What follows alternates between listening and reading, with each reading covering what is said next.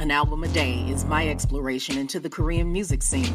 This podcast will cover mainstream, indie, and some underground artists within the scene and provide both factual and opinionated commentary. The biggest benefit to sharing my thoughts this way is that it will hopefully expose you to more great music and exploration of your own.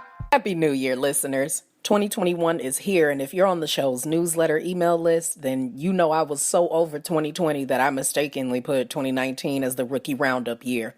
Oh boy, I'm glad it's over and strongly encourage you to continue wearing a mask, keeping your body and surroundings as clean as possible, and respecting the boundaries that others have while we move into more months in the pandemic. It's not over, listeners. Be safe. Today not only marks the start of Season 5, but the first overview of 2020 rookie groups. These are not deep discography dives, but a sampling of what I experienced and potentially something might spark your interest. Aespa, Be of You, BAE 173, Black Swan, and Bolto Pass right after the drop.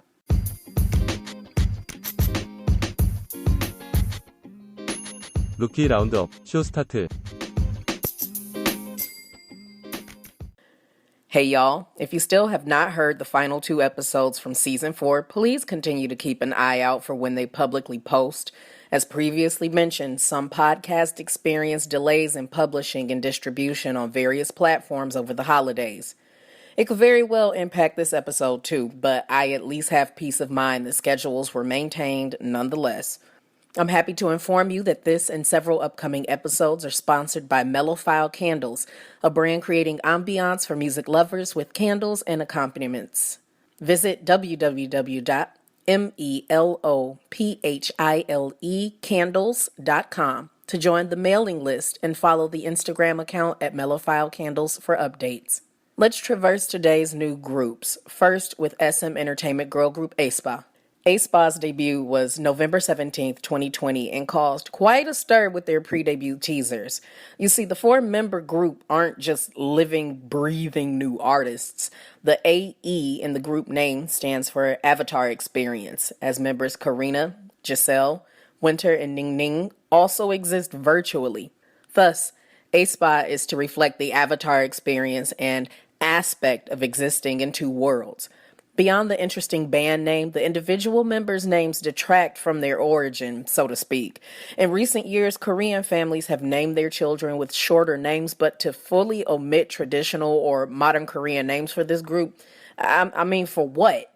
International appeal has clearly been proven to not matter too much when it comes to members' names since at least 2014, when Aespa's senior labelmates Red Velvet came onto the scene. This choice sticks out more to me with girl groups than guys. Why not use the Korean, Chinese, and Japanese names of these young women versus perpetuating imperialism? I digress. Let's talk about the music. Aespa's debut single, Black Mamba, was over the top, visibly expensive, and freaked me out because there was a giant virtual black mamba in it. I hate snakes, all reptiles actually. So I'm grateful that I don't take videos into consideration for this podcast because this would have had a fat F for freaked out. As a fan of the League of Legends virtual group KDA, there were noticeable thematic similarities, but the songs are very different. And much like Red Velvet, the debut song is one I'm fine with skipping. The choreography was dynamic while the costuming was, you know what? They're 22nd century edgy Red Velvet. I'm saying it now, based on vocal strength and diverting from the experimental vibes of disbanded SM group FX. The song doesn't tell you much about how well the ladies sing, but SM Entertainment's free online concert at the end and start of both years showed group member Winter blowing with the lung capacity of a seasoned vocalist. I am eager to hear more about this group. I'll either be spot on about their concept vibe or severely off based on what can be heard and seen now. In Korean entertainment group naming fashion, Be of You is not intended to be pronounced as written. I don't even know why I poke fun at it anymore. It's creativity I simply couldn't have fathomed. Be of You is a duo that used to have a much easier name to comprehend, that of its members' names. What made the music work their label shift from calling them their government names to this? It was to please their fan base. Truly, Meet You or Meet You and have their name stand for best of you and both of you. Nice way to tie in the fans immediately, especially given their history. You see, prior to their January 7th, 2020 re-debut, members Kim Ko-hyun and Song Yubin aren't technically new to the K-pop group scene, as they were members of a disbanded group, My Team. They know the expectations for survival per se, and had a single in 2019 before they became an official non-My Teen associated act. In 2020, they released 2 EPs, Phase 1, You, and Phase 2, We. As I passively listen to their EPs, yes, passively, because their group name begins with the letter B, so they'll likely be explored in depth by the fall of 2021. I could see myself sitting in one of my favorite coffee shops in the downtown area of my old Daegu neighborhood.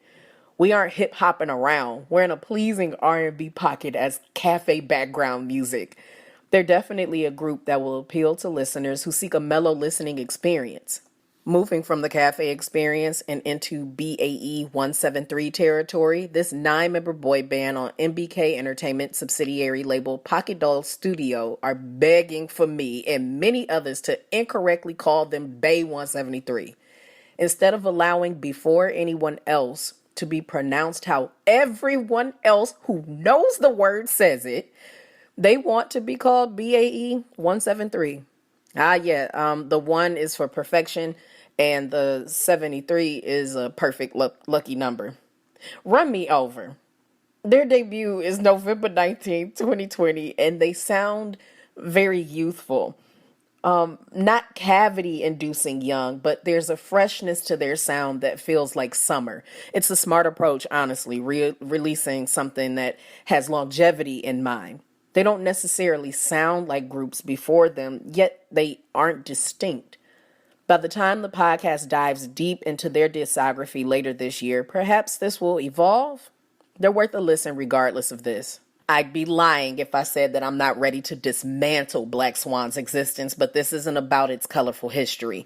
This is the little concept that could, because they are originally Rania, a girl group developed by American music multi-hyphenate Teddy Riley. And this is not their first walk in the park with a multicultural group. That being said, this might be the only moment we have to discuss Black Swan, as they're already on hiatus. Black Swan is at least the 6th iteration of Rania, and even though their debut album Goodbye Rania was released October 16th, 2020, they possibly cannot shake the foundation's history. Black Swan consists of 4 members, but previously 5, with 3 being of Korean descent and the other 2 of Senegalese and Brazil-Japanese descent. Multicultural groups are not a new concept, but Rania is the only in Korea to attempt having a Black member more than once. Goodbye Rania sounds like a Rania album. Dance pop and nice vocal compositions. One thing I will never say is that Rania didn't have enjoyable music. Black Swan continues that legacy for sure, and since Goodbye Rania is a studio album, there was enough time and tracks to even remix some of the group's earlier work. I recommend you check it out for a dose of girl power and anticipate me going in detail later. There's a high probability that Rania might be a special episode. Their history and attempts are just too worthwhile to wait on. Our final group today, Born to Passion or Bolt to Pass, made their debut on August 26, 2020 with the song called Flamingo. The 8-member girl group are on labels WKS-ENE and JMG, both of which I've never heard of. Predominantly a Korean female group, there's a Chinese and Japanese member. Again, multiculturalism isn't a new concept to the scene. Their debut song got a bit of in-house JYP Entertainment magic along with Be of You from writer and producer Hot Sauce. So the song is well put together in terms of lyrics, but it's not particularly memorable. If anything, it'll stick in your head because of the reggaeton influence. To get an idea of what you're listening to, it's best as a warm-up song in an aerobics class or dance class.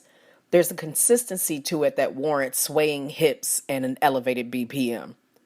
There you have it, a very general introduction to a few of the new kids on the scene. None are added to the respective playlists, keeping in fairness with providing them time to gain albums under their belts.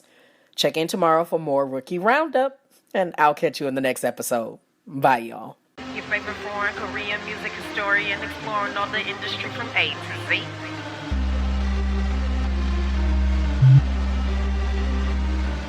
There's sponsored ads and social media hashtags, but this show is truly supported by the efforts of my Migualas, the most amazing fan base a little entertainer could ever have.